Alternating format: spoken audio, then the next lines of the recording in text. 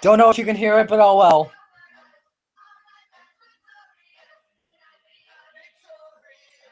Yes! Alexa, volume 11.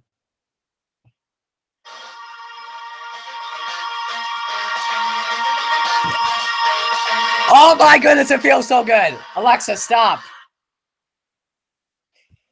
So, what a weekend. This may have been the best race ever. I cannot believe it. Ricky Stenhouse Jr. It's about time, brother. It's about time, bud. Man, the fastest car heading into the race today. And then with the win, I am really proud of him. It's unbelievable. All right, so let's get to the race. Cup race was a lot of fun to watch, actually. Oops, that is not what I wanted. Oops. Uh-oh, did I just close out of Hangouts? No, I did not. I was just trying to load up my chat. But anyway, the race was fun to watch, actually. A lot of passes for the race lead. And holy cow, I was expecting a lot of big wrecks, like in segments 1 and 2, especially when Larson hit the wall. I think it was Larson when he hit the wall. That was close. I thought we were going to see a big one. Luckily, we did not. That was like a deja vu moment of sailing the Xfinity Series. We'll get to that in a little bit. But anyway, first off, Ryan Blaney wrecks, which sucked because I picked him to win it. Oh well. Then we get to the big wreck. Chase Elliott and AJ Allmendinger, they get together, causes that huge melee. And then Elliott, I thought for sure he was going to hit the catch fence based on where he was on track. That, and I thought he was going to go upside down. That was pretty scary. And then Allmendinger went upside down. Now, that's the second time Allmendinger went upside down.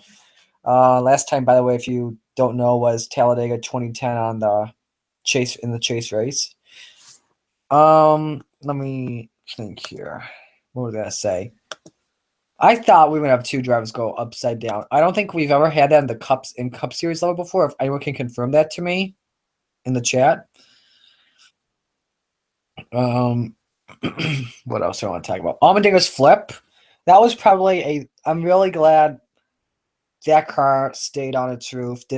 I'm really glad that car did not barrel roll at all. And because that could have led to more injury, maybe definitely more damage to the race car. And just like Justin Fontaine's accident he had in the ARCA race we had at Daytona, luckily Allmendinger was okay. The roll cage and the foam padding, just a huge testament to the safety of the sport. There's been more than one. What about in the Cup Series? No, like in one crash. That's what I'm trying to say. Two cars going upside down in one crash. If anyone can confirm that to me, that's what I'm trying to say. Anyway, continuing on with what I was talking about. That car did not do a blowover at all. Chase's car almost did a blowover, just like how it's almost like how Allmendinger did it in the Chase race for a moment. But what sent Allmendinger upside down was he just got hit from someone. I think it was Logano rear-ending into Allmendinger's right side, sending him on his side and then upside down. Also, just like Jeff Gordon, but Jeff Gordon slipped at Daytona, but without the barrel rolling part of it. And also the roof flaps from Chase Elliott. Thank goodness, man. That kept him. That did not keep him upside down. Yes, I know, Michael. You missed the introduction, bud. Anyway, let's continue. When Junior missed the big one, I went nuts. Probably the entire crowd at Talladega went nuts, or something like that. And then we had the final few laps of the race. I thought it was going to be either Kyle Busch or Jimmy Johnson winning that race with 3 to go. Then Ryan Newman hits the wall. And that was a big lick, actually. Thank goodness for safer barriers. I just want to praise NASCAR for the safety they've made ever since we had Dale Earnhardt's crash. The Hans device, the safer barrier, the roof flaps, the roll caging, the foam padding, the new cars, such as like the car of tomorrow and the Gen 6. It's amazing. And then Stenhouse won. It's going nuts. Man, 7 years ago, when he was full time for Jack Roush, and when it was known as the Nationwide Series, I thought he was not going to make it. He was wrecking nearly every week. They took him out of the road course races. Then he raced in 2011 full time, won a championship, then won a title in 2012. We're like, okay, let's see how he does in the Cup Series. Didn't really do good. And then at first I thought Daytona in 2014 was his big break. This is his big break. One win, breaking Jack Roush's 101 Cup Series winless streak. Good year so far for the Cat in the Hat. Felt pretty good watching that. And Kyle Busch, being a crybaby baby once again, he was saying in his interview, does not like the big tracks because anyone can win it. This is why. And he said, I'm very excited for Kansas next week because he's really good. Oh, Kyle being the classic crybaby he is. Okay, we talked about that. Oh, yeah, I will have a reaction video coming up later tonight on YouTube. It'll be a two-parter, actually. Now we'll go to the Xfinity Series race. Once again, a great race, especially with stage racing. You had people battling for that win. First, Sailor hitting the wall. I thought we were seeing the big one on lap 5. That's what I thought, especially big time. Luckily, we all saved it. Still going. Then I believe it was a 5 to go or 4 to go in stage 1. Big wreck breaks down in turn 3. Sucks that William Byron was in the crash. I'm going to mention that because, I do like Byron. He is a great racer. He will get his first win this season in the Xfinity Series. I will guarantee you that. And then we get to segment stage 2, the final lap. Ryan Reed gets turned from Eric Almirola, gets Brendan Gaughan, Mark Thompson. Sadly, Blake Cook was in it. I was cheering for Blake Cook throughout that entire race.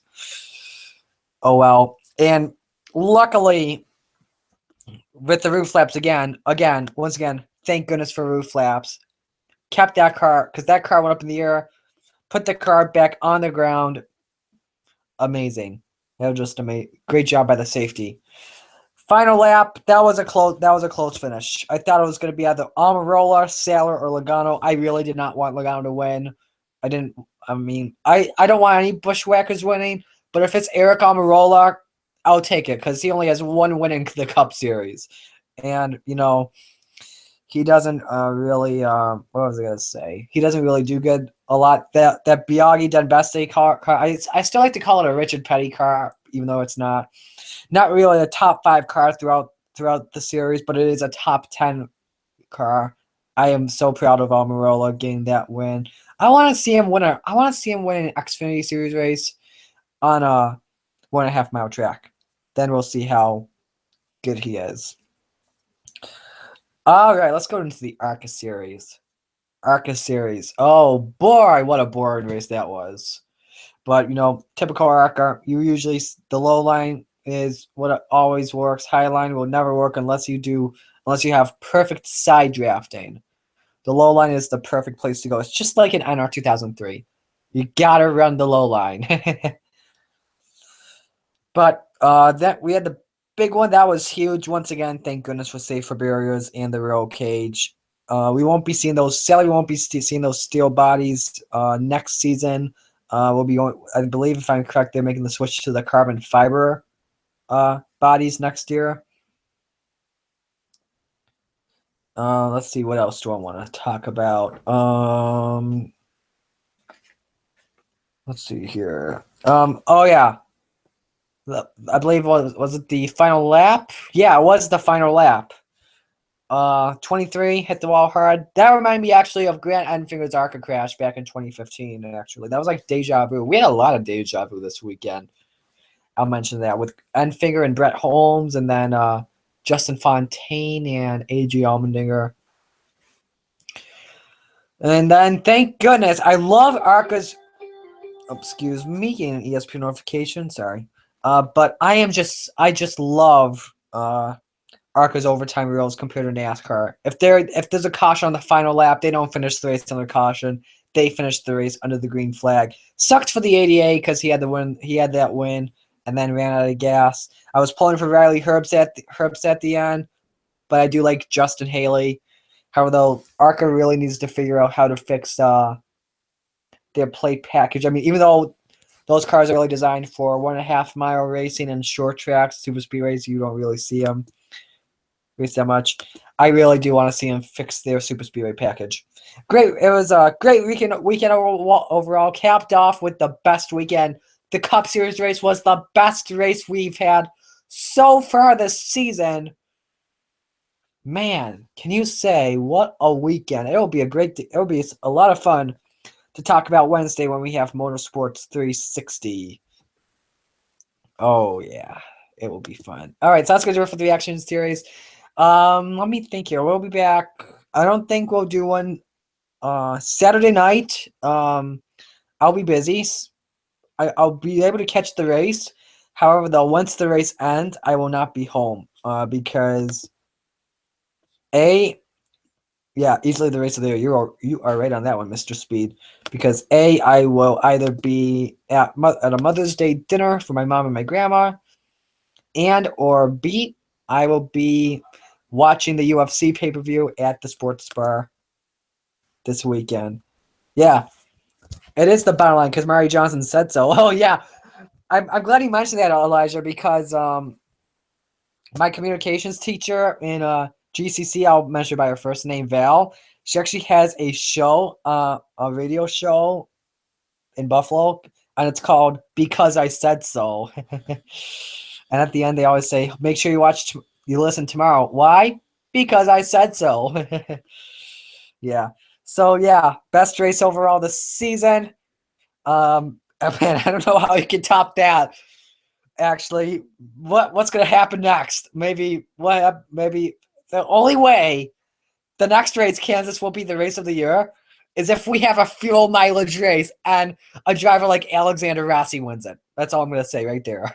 Okay, yeah, so that's going to do it. Have a good night, everyone. Oh, yeah, quick heads up on the schedule on NOFSRL as we have hit the semifinals. No race. We'll have a race. I don't know if we'll have a race may happen on Mother's Day. However, though, Monday, every single day the next after you're on will be consecutive live races, except for the finale. That finale will be recorded, so I can use like the caution indicator and stuff like that. So yeah, that's gonna do it. Have a good night, everyone. See you all later.